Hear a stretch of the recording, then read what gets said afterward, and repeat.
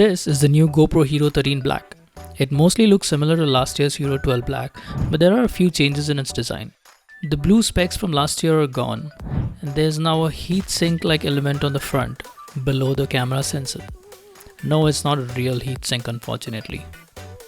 In terms of function, the camera has a new mounting system. You get a new magnetic latch mount system, which is a new addition to the Hero 13 Black.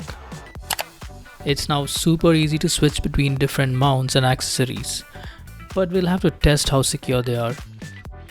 Apart from the new mount system and a slightly different design, the key talking points this year are the new range of HP series lenses and ND filters. There's 3 lenses, but only 2 are currently available. There's a new ultra-wide lens, as you saw, a new macro lens with a variable aperture, and an anamorphic lens that will be out sometime next year. There's also a set of ND filters that give you a nice motion blur and help you cut out the light based on conditions. It's also quite easy to switch between the lenses now. All you need to do after you remove the lens is to align the blue dots on the lens and the camera, twist, and you're ready to go.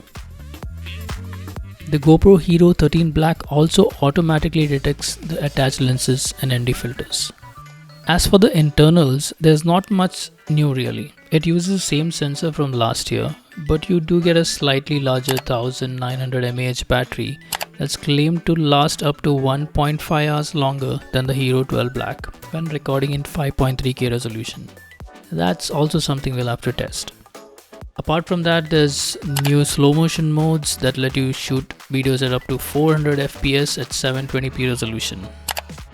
Finally, you also get Wi-Fi 6 support, HLG HDR video, improved audio tuning, and GPS is finally back. There's also more custom preset options and performance stickers that you can use with your GPS data. That's all that's new with the new GoPro Hero 13 Black.